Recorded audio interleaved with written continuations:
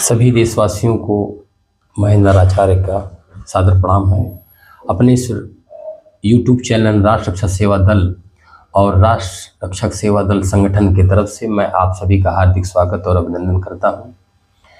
साथियों, अभी 5/11 इस दिनांक को बांग्लादेश में आपने देखा और सुना होगा, इतनी क्रूरता के साथ बांग्लादेशी हिंदुओं पर वहाँ के कट्टरपंथी जमाती लोगों ने आक्रमण किया। फिर से दोबारा तहस नहस किया, जान से मारने की धमकी दे रहे हैं, दिए, बहुत कत्लेआम किया उन्होंने। वहाँ की सेना, वहाँ की पुलिस सब अत्याचार पर उतर गई है।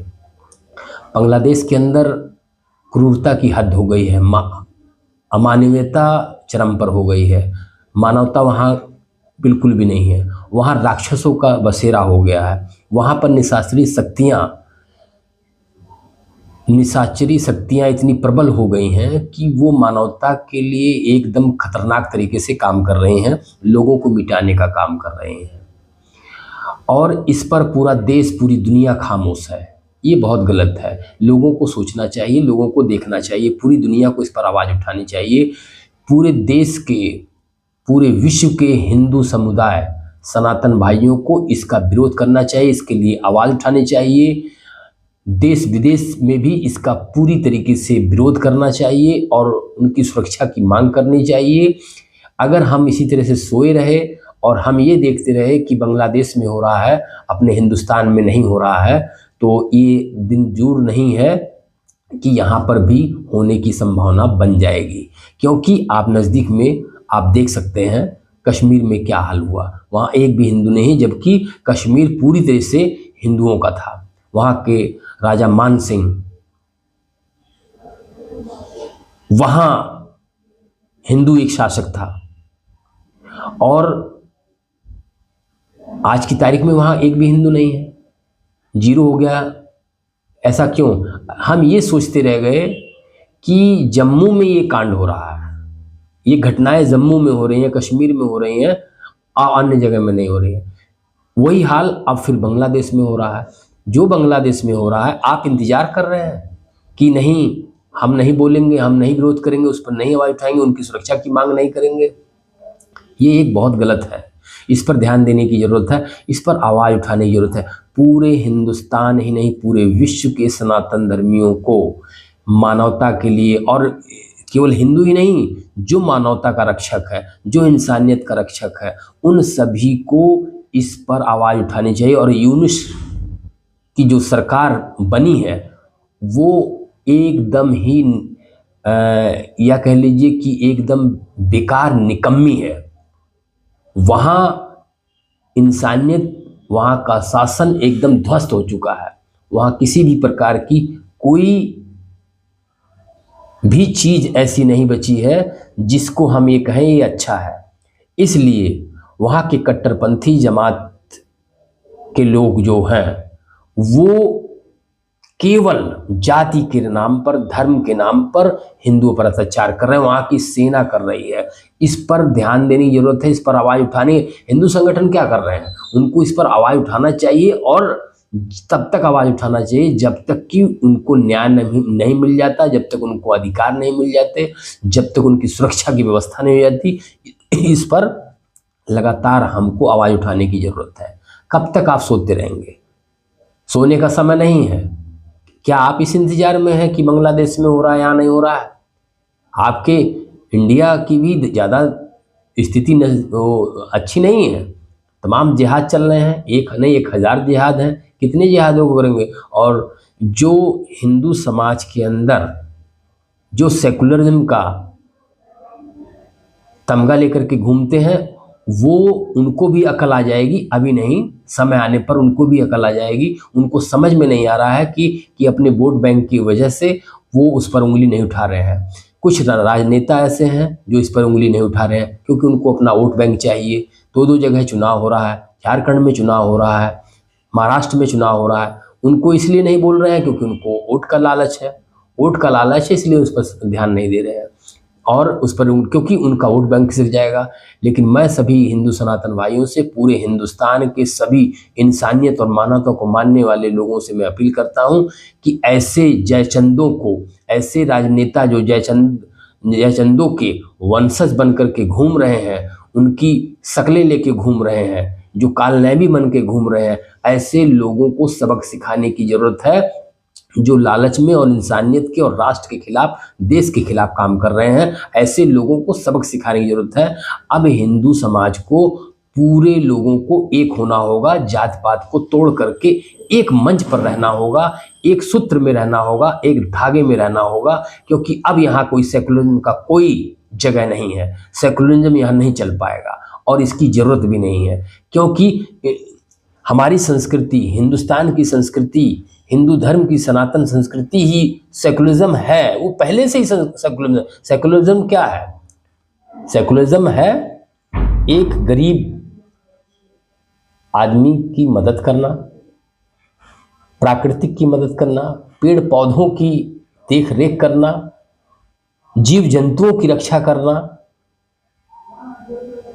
उनको मदद करना, दुखी व्यक्ति को मदद करना। ये तो खुद ही सेकुलरिज्म तो हमारे संस्कृति में पहले से है। कभी कभी किसी से आपने सुना है, अगर पैरों के नीचे कभी अगर अनजाने में कोई एक चींटी आ जाती है तो आह निकल जाती है। किसी जानवर को, गाय को, बिल्ली को, किसी भी जानवर को अगर भूले से अगर कोई व्यक्ति चोट पहुंचा देता है तो उसको आह लगती है कि अरे ये मेरे हाथ से ये कैसी बात हो गई, मुझसे ये ऐसा अपराध हो गया, उसको आह निकलती है। ये सेकुलरिज्म है। इसी को असली सेकुलरिज्म यही है कि जीव जंतु हर प्राणी से प्रेम करना सिखाता है। यहाँ कोई जाति धर्म कोई भी भेदभाव नहीं है। यही सेकुलरिज्म है। दूसरी सेकुलरिज्म कौन है, ये समझने की जरूरत है। इसको सेकुलरिज्म नहीं कहते हैं जो ये नेता लोग लेके चल रहे हैं, उनको अपने वोट बैंक की जरूरत है, वो सेकुलरिज्म का नारा लेके घूमते हैं। ऐसे लोगों को सबक सिखाइए, मेरी यही आप लोगों से निवेदन है। और जो बांग्लादेश में हो रहा है वो पूरे विश्व में इसका विरोध होना चाहिए और इस पर कड़ा आपत्ति दर्ज कराना चाहिए। और जब तक इस पर न्याय नहीं हो जाता है तब तक हमको अपने भाइयों के लिए, अपने साथियों, हिंदुस्तान में नहीं पूरे विश्व में कहीं भी अगर हिंदू समाज का व्यक्ति है, वो सनातन भाई है, मानवता का रक्षक करने वाला है, मानवता का पक्षधर है, इंसानियत का पक्षधर है, तो उसका मदद करने की ज़रूरत है और ये आवाज़ निरंतर उठाने की ज़रूरत है। मेरे साथियों, इस बात को समझने की ज़रूरत है। इसको समझिए, गौर करिए, चुप मत रहिए। ये मत सोचिए कि हमने दो बोल बोल दिया हो गया, ऐसा नहीं होता। सोचिए, रोंगटे खड़े हो जा रहे हैं जब आप बांग्लादेश की घटना देखते हैं। सोचिए क्या भाई, बेटी, बहन, बूढ़े, जवान, माँ, बाप, किस तरीके की दरिंदगी उनके साथ हो रही है। ये इंसान कोई ऐसा इंसान के साथ करता है? कभी नहीं। ये दरिंदगी सिर्फ है, ये दरिंदे हैं, निशाचर है। ये केवल अगर अमानवीयता का व्यवहार कोई कर रहा है, इंसानियत का जो दुश्मन बना है, मानवता का जो दुश्मन बना है, वो इंसान नहीं है, वो एक निशाचर है, राक्षस है, दानव है। ऐसे लोगों को सबक सिखाने के लिए आप लोगों को एकजुट होना होगा और इनको मुंहतोड़ जवाब देने की जरूरत है।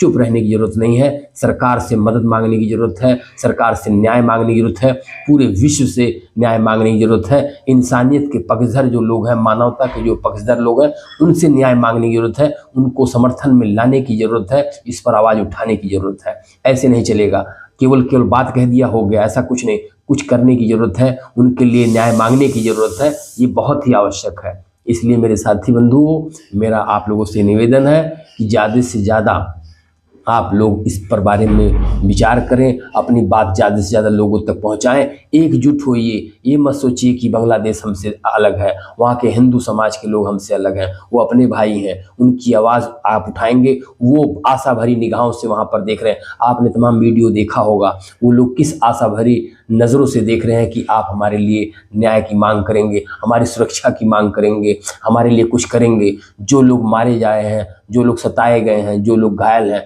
वो आशा भरी निगाहों से आप लोगों को देख रहे हैं। मेरे साथियों, इस पर गौर करिए। आपकी आत्मा झकझोर जानी चाहिए। आपकी आंखों के अंदर जो पानी सूख गया है उसको फिर से पुनर्जीवित करिए। ये समझने की ज़रूरत है, ये बात समझने की ज़रूरत है। बार बार मैं आप लोगों से यही कहना चाहता हूँ मेरे साथियों, अब वो समय नहीं रह गया है। अब वो समय है कि मानवता का रक्षक, मानवता का जो देखने वाला है, सुनने वाला है, समझने वाला है, जो इंसानियत का पक्षधर है, जो सनातन का पक्षधर है, जो हिंदू समाज का पक्षधर है, सभी जात पात से ऊपर उठ करके एक होने की ज़रूरत है और गद्दारों को सबक सिखाने की ज़रूरत है। राष्ट्र विरोधी तत्वों को उठाकर फेंकने की ज़रूरत है। राष्ट्र विरोधी ताकतों को जवाब देने की ज़रूरत है, क्योंकि शासन सत्ता का सहयोग लेकर के उनसे मदद लेने की ज़रूरत है। सरकार की मदद करने की ज़रूरत है, प्रशासन की मदद करने की ज़रूरत है और उनसे अपनी सुरक्षा व्यवस्था मांग करने की भी ज़रूरत है। न्याय का साथ दीजिए, संविधान का साथ दीजिए। सही में संविधान और इंसानियत कानून तभी लागू होगा, तभी उसकी मान्यता रहेगी जब आप सही में मानवतावादी बनेंगे, एक इंसानियत के पक्षधर बनेंगे। इसको सोचने की ज़रूरत है। लोगों को जगाइए, हर एक व्यक्ति को, उस व्यक्ति को जगाइए जो इस चीज़ से दूर भाग रहा है या उसके समझ में नहीं है या वो बहक चुका है। उसको फिर से मानवता का पाठ सिखाने की ज़रूरत है, इंसानियत का पाठ सिखाने की ज़रूरत है। हमारी संस्कृति के बारे में उसका प्रचार प्रसार करने की ज़रूरत है। अपने बच्चों को जागरूक करने की ज़रूरत है। आने वाली जनरेशन को ज़रूरत है कि ये घटनाएं जो हो रही हैं, भविष्य में हम अपने बच्चों को, हमारे बच्चों को ये दिन ना देखना पड़े जो बांग्लादेश में हो रहा है। उसके लिए अपने बच्चों को संस्कार दीजिए और अपने धर्म और अपनी संस्कृति का, अपने वेदों का प्रचार करने की जरूरत है। उसमें लिखी हुई बातों का प्रचार करिए ताकि पूरी दुनिया में, पूरे विश्व में इसका संदेश जाए और लोगों को पता लगे कि हाँ, हमारी संस्कृति क्या क्या कहती है, हिंदू धर्म क्या कहता है, सनातन धर्म क्या कहता है। यही असली में हमारा न्याय और हमारी संस्कृति जो दिखाती है, बताती है, उसका अगर आप प्रचार प्रसार करेंगे और उसकी अच्छी चीज़ों को बताएंगे तो लोगों को ये बात समझ में आएगी। और जिनके अंदर कट्टरता भरी हुई है, जो भटके हुए हैं या जो गलत तरीके से भटक गए हैं, उनको पुनः रास्ते पे लाने का तरीका ये है कि आप अपने संस्कृति का, अपने धर्म का, अपने ग्रंथों का प्रचार प्रसार जोर शोर से करिए। ये मैं आप लोगों से निवेदन करना चाहता हूँ और मैं आप लोगों से अपील करता हूँ। राष्ट्र रक्षा सेवा दल और इस चैनल के माध्यम से आप लोग जुड़ने का काम करिए और ज़्यादा से ज़्यादा आप अपना सहयोग दीजिए, अपने सुझाव देते रहिए ताकि हम आगे निरंतर काम करते रहें। क्योंकि हमारा राष्ट्र रक्षा सेवा दल संगठन मानवता के लिए, इंसानियत के लिए, संविधान के लिए, देश के लिए और मानवता के लिए निरंतर काम करता रहेगा। उनकी जो भी संभव हो सकेगी उसके लिए हम लोग प्रयासरत रहेंगे। जन जागरण के माध्यम से, जन जागृति के माध्यम से हम हमेशा इसका प्रयास करते रहेंगे। लोगों को जगाने का काम हमारा है और हम करते रहेंगे। मैं इसी सब बातों से अपनी बात समाप्त करता हूँ। जय हिंद, वंदे मातरम।